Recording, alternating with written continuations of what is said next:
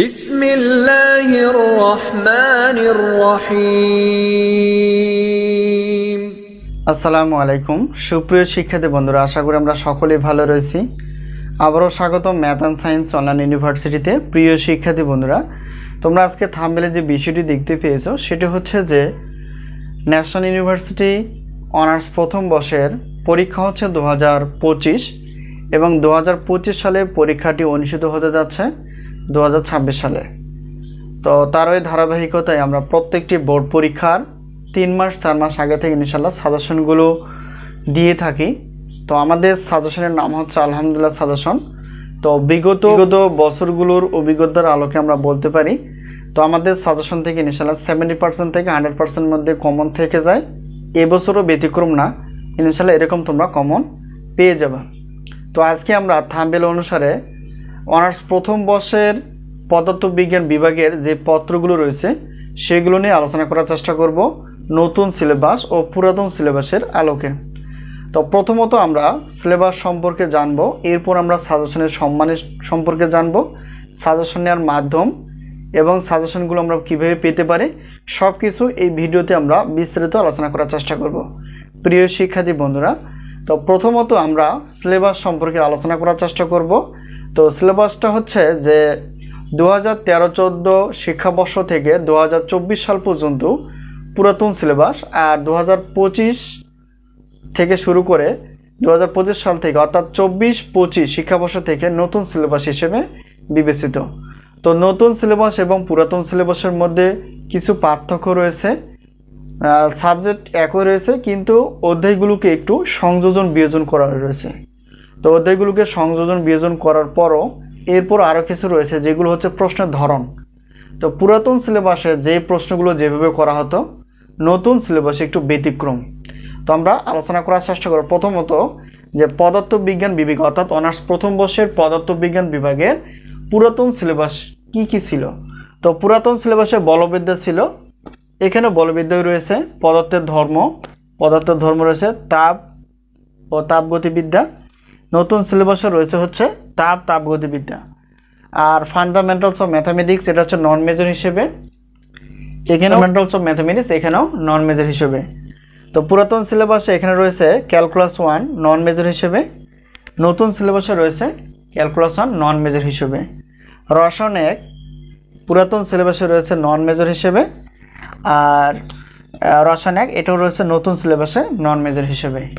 একই রকম এখন সিলেবাস এটাই হচ্ছে যে যেই পত্রগুলো রয়েছে বা আমরা যে সাজেশনগুলো তৈরি করতে পেরেছি, তো শুধুমাত্র আমরা গণিত এবং বিজ্ঞান বিভাগের সাজেশনগুলো তৈরি করে থাকি।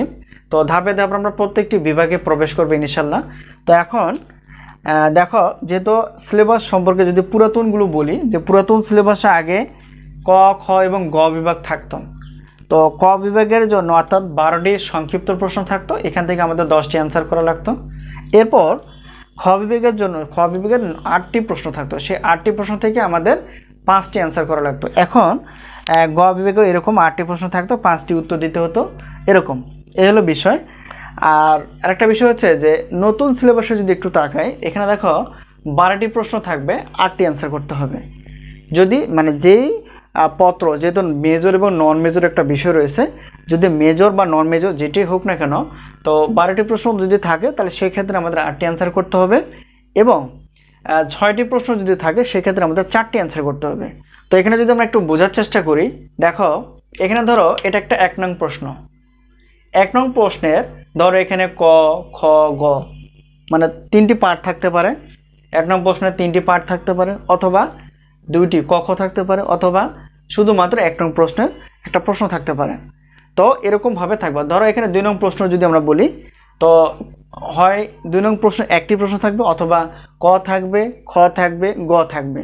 তো এরকম থাকতো, এরকম একের 2টি, ধরো 1-এর 3টি প্রশ্ন রয়েছে, 2-এর 2টি প্রশ্ন রয়েছে, 3-এর ধরো 3টি প্রশ্ন রয়েছে, 4-এর ধরো 2টি প্রশ্ন রয়েছে, 5-এর ধরো 3টি প্রশ্ন, এরকমভাবে, বা 6-এর ধরো শুধু 6 নম্বর রয়েছে, এরকমভাবে আমাদের 12টি প্রশ্ন থাকলে 8টি অ্যান্সার করতে হবে। এরকমভাবে আমাদের 6টি প্রশ্ন থাকলে 4টি অ্যান্সার করতে হবে। আশা করি বিষয়টি ক্লিয়ার, ঠিক আছে। তবে এই যে এখানে দেখো আমরা যেহেতু ক্লাস 9 থেকে 9-10 কিংবা যদি ইন্টারের কথাগুলো বলি, যেখানে ক খ গ বিভাগ থাকে, তো তাই বলে এখানে সৃজনশীল না। বই একটু খেয়াল করে দেখবা যে প্রশ্নগুলো কি সৃজনশীল ক্যাটাগরির নাকি রচনামূলক। অবশ্যই রচনামূলক। তো বোর্ড বই যদি ভালো করে আমরা শিখি বেসিক সহ, তাহলে ইনশাল্লাহ খুব সহজ হয়ে যাবে। আশা করি সিলেবাস সম্পর্কে একদম ক্লিয়ার। তো এখন আমরা জানার চেষ্টা করব, যেহেতু পদার্থবিজ্ঞানের 6টি পত্র রয়েছে, নতুন সিলেবাস এবং পুরাতন সিলেবাসের। তো নতুন সিলেবাসের জন্য আমরা নতুন ক্যাটাগরির যেভাবে প্রশ্ন হয় সেইভাবে আমরা সাজেশনগুলো তৈরি করেছি, এবং পুরাতন সিলেবাসে যেই ক্যাটাগরির প্রশ্ন হতো সেইভাবে আমরা প্রশ্ন তৈরি করে ফেলেছি, এবং প্রশ্নপত্রর সাথে সাথে আমরা উত্তরপত্র ইনশাল্লাহ তৈরি করে ফেলেছি। তো এখন কিছু গণিত ক্লাস রয়েছে, যেমন এখানে গণিত একটা 2টি সাবজেক্ট রয়েছে নতুন সিলেবাসের, ফান্ডামেন্টালস অফ ম্যাথামেটিক্সের, আর একটা হচ্ছে ক্যালকুলাস 1।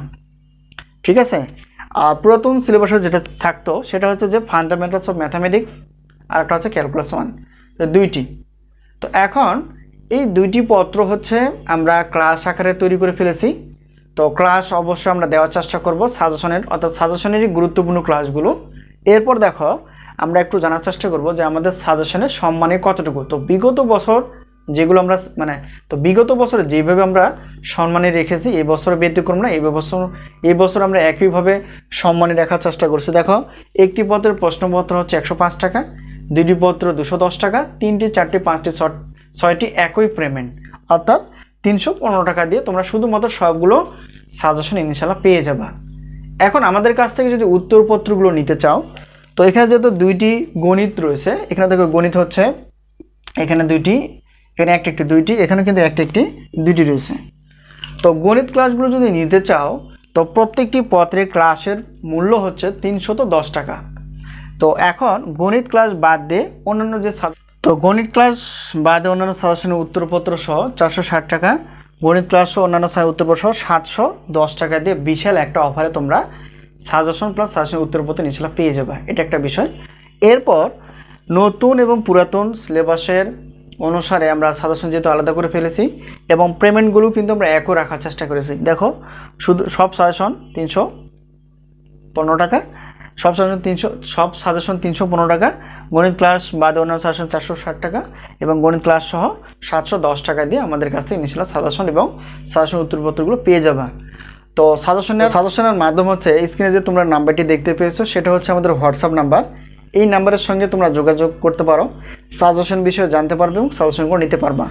তো এই মুহূর্তে আমাদের কাছে যে সাজেশনগুলো তৈরি রয়েছে, ডিগ্রি 2য় বর্ষ, ডিগ্রি 3য় বর্ষ, প্রিলিমিনারি টু মাস্টার্স প্রথম পর্বে গণিত পদার্থ এবং রসায়ন বিভাগ, অনার্স 4র্থ বর্ষের গণিত পদার্থ এবং রসায়ন বিভাগ, এবং অনার্স প্রথম বর্ষের গণিত পদার্থ রসায়ন বিভাগ নতুন এবং পুরাতন সিলেবাসের। এছাড়াও আমাদের কাছে যে সাজেশনগুলো তৈরি রয়েছে, ঢাকা সেন্ট্রাল ইউনিভার্সিটি অথবা 7 কলেজ বা DCU, শুধুমাত্র গণিত বিভাগের আমরা সাজেশন প্লাস সাজেশনের উত্তরপত্রগুলো ক্লাস আকারে তৈরি করে ফেলেছি।